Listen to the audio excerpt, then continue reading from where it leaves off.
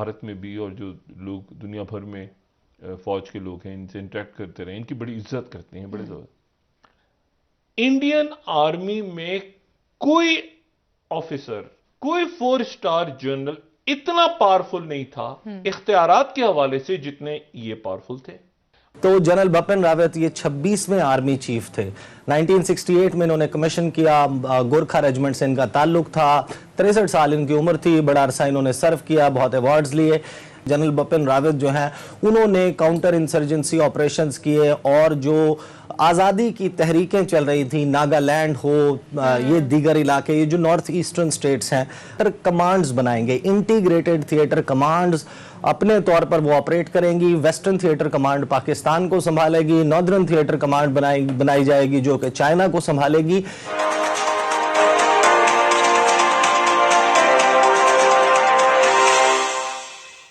नमस्कार दोस्तों, TNS news में आपका स्वागत है। तो आज हम एक और न्यूज़ के साथ। तो दोस्तों, सबसे पहले जनरल बिपिन रावत जी को हमारी तरफ से भावपूर्ण श्रद्धांजलि।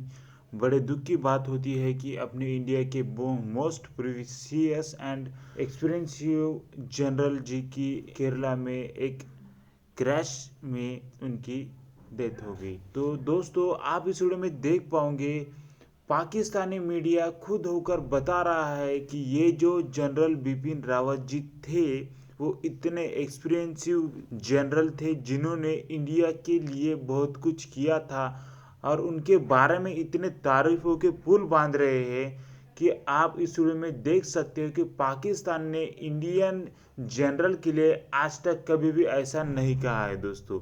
कि एक बड़े, सबसे बड़े उनके ऑफिसर जो हैं वो आज दुनिया से रुखसत हुए, और उनके अहलिया भी और हमारी और बाकी भी उनके साथ जो 14 लोग साथ चले गए, और हमारी तमाम हमदर्दियाँ जो हैं वो उनके साथ हैं, उनके भारत के अवाम के साथ। एक अफसोसनाक वाक़या, एक अफसोसनाक सानिया वो ये है कि देखें जनरल बिपिन रावत जो हैं वो उनके और ये जो है उसके बाद पहले चीफ ऑफ डिफेंस स्टाफ, उससे पहले ये भारतीय फौज के 26वें आर्मी चीफ भी रहे। ये आर्मी चीफ रहे 2016 से 2019 तक, दिसंबर 2016 से 2019 तक। ठीक, सही। और उससे पहले ये आर्मी के वाइस चीफ रहे, और वो रहे सितंबर 2016 से लेके दिसंबर 2016 तक। यानी वाइस चीफ, आर्मी चीफ, फिर उसके बाद आखिरी जो ओहदा खत्म होता है वो होता है chairman chief of staff committee, और फिर उसके बाद चीफ ऑफ डिफेंस स्टाफ। तो इनको आर्मी चीफ ना कहा जाए, वो जनरल नरवानी वो अलग है, ये आर्मी चीफ नहीं, ये उसका बड़ा होता है, ये खास ओहदा इनके लिए क्रिएट हुआ। अच्छा, यानी इसका मतलब ये है कि वाइस चीफ से लेके ये जो ओहदा जिस पे जो चीफ ऑफ डिफेंस स्टाफ का, सीडीएस का, इन तमाम ओहदों पे इनकी जो इन्होंने जो अपनी तरक्की की फौज में, वो वजीर आजम नरेंद्र मोदी के दौर में की। ठीक। और 1947 से लेके 2021 तक इंडियन आर्मी में कोई ऑफिसर, कोई 4 स्टार जनरल इतना पावरफुल नहीं था इख्तियारात के हवाले से जितने ये पावरफुल थे। आप ये समझे कि ये जो हैं ये आर्मी चीफ भी थे, ये, और ये एक ऐसी जगह पे थे जो आप समझे कि, यानी मैंने आपसे कहा ना कि ये एक शख्स थे जो कि तमाम तर जो फौज, न्यूक्लियर, यानी एनएसए भी कुछ नहीं थे इनके सामने। ये वन सिंगल मैन जो कि मोदी को उस वक्त से लेके अब तक, वजीर आजम मोदी को 2016 या उससे पहले से, यानी उनकी ये पिक थे। दूसरी बात ये है कि ये जहाँ एक एक बहादुर ऑफिसर, एक जाहिर है कि ज़हीन इनकी काबिलियत की बुनियाद पे Competent, इन्होंने बिल्कुल। तरक्की की, कॉम्पिटेंट रहे, बहुत आगे तरक्की की फौज में। और एक बड़ा इनके लिए एक सोग है भारत में भी, और जो लोग दुनिया भर में फौज के लोग हैं इनसे इंटरेक्ट करते रहे, इनकी बड़ी इज्जत करते हैं, बड़े ज़्यादा। आज भारत से एक अफसोसनाक खबर सामने आई है। भारतीय फौज के chief of defence staff Vipin Rawat और उनकी अहलिया हेलीकॉप्टर में सवार थे, जो कि हादसे का शिकार हुआ है। भारतीय रियासत तमिलनाडु में हादसा लैंडिंग से तकरीबन 10 मिनट पहले पेश आया है। हमारे साथ स्टूडियोज में हमें ज्वाइन किया है सीनियर जर्नलिस्ट ईसा नकवी साहब ने। ईसा, बहुत शुक्रिया आपने प्रोग्राम को टाइम दिया। सबसे पहले तो मैं चाहूंगी आप ये एक्सप्लेन कीजिएगा, हमारे नाज़रीन को बताइएगा कि वाकया हुआ कैसे, किस तरह से हुआ। देखिए, हमारे इस हवाले से अभी क्योंकि इनिशियल स्टेज है और आज सुबह ये हादसा पेश आया, अभी जो नोन फैक्ट्स हैं हमारे सामने, कुल 13 लोग इस हेलीकॉप्टर में, MI-17 V5 हेलीकॉप्टर था जो कि इंडिया की एयरफोर्स की तरफ से फराहम किया गया था। इसमें 13 लोग सवार थे, 4 इसमें क्रू मेंबर्स थे, 9 पैसेंजर्स थे।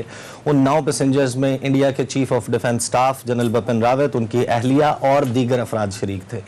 ये जहाज़ जो है वो लैंडिंग से 10 मिनट पहले आपने बताया वो गिरकर तबाह हुआ, और उसके बाद इनिशियली इतलात ये आई कि कुछ लोग हैं 3 से 4 जिनको इंतहाई तशवीशनाक हालत में मुंतकिल किया गया, लेकिन अब हमारे पास ये तस्दीक आ चुकी है कि 13 में से 12 अफराद इसमें हलाक हो चुके हैं, जिनमें जनरल बिपिन रावत और उनकी अहलिया भी शामिल हैं। और जो इस सारे मामले में जो एक शख्स जिनका बताया जा रहा है कि वो बच गए हैं, वो ग्रुप कैप्टन वरुण सिंह हैं। वो डायरेक्टिंग स्टाफ थे जो डिफेंस सर्विसेज स्टाफ कॉलेज है, जहां पर बेसिकली जा रहे थे जनरल बिपिन रावत एक लेक्चर देने के लिए वहां पर स्टाफ कॉलेज में।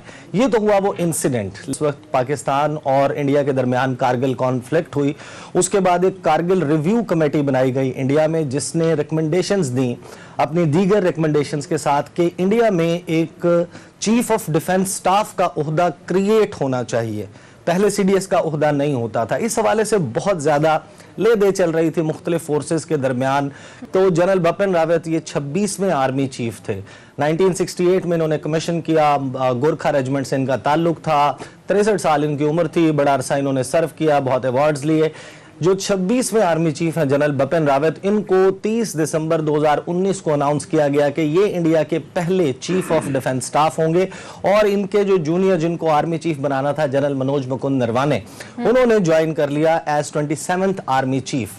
अब ये सारा मामला था जिसमें जब चाइना के साथ गलवान वाला इंसिडेंट हुआ and afterwards general Bipin Rawat और जो इंडिया की टॉप मिलिट्री एस्टैब्लिशमेंट है, उन्होंने कहा कि हम PLA की यानी कि people's liberation army of China की तर्ज पर थिएटर कमांड्स बनाएंगे, इंटीग्रेटेड थिएटर कमांड्स अपने तौर पर वो ऑपरेट करेंगी। वेस्टर्न थिएटर कमांड पाकिस्तान को संभालेगी, नॉर्दर्न थिएटर कमांड बनाई जाएगी जो कि चाइना को संभालेगी।